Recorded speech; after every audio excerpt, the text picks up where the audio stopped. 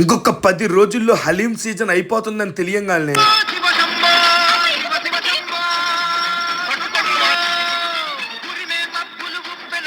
100-200 పోతే పోని కడుపు నిండా హలీము తినని.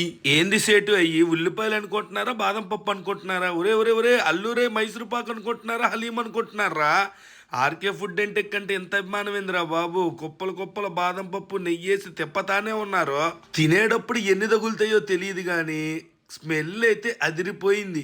హలీం అంటే మంచి గీ, ఏతిలో కాల్చిన ఆనియన్, జీడిపప్పు, పుదీనా, స్వచ్ఛమైన నెయ్యి పోసి తర్వాత నేతిలోకి ఇచ్చిన ఉల్లిపాయలు వేసి అలా పుదీనా కొత్తిమీర వేసి జీడిపప్పు వేసి సింపుల్గా నైస్గా మసాలా ఎక్కువ లేకుండా ఒకసారి ఈ సీజన్లో మర్చిపోకుండా వీళ్ళ దగ్గర కూడా ట్రై చేయొచ్చు అని అనిపించింది భయ్య. ఒంగోలు గోరింటా మల్టీప్లెక్స్ థియేటర్ దగ్గర చర్చి ఎదురుగా కొత్తగా పెట్టిన ఇరానీలో ఎలా. మీరెక్కడ తిన్నారు?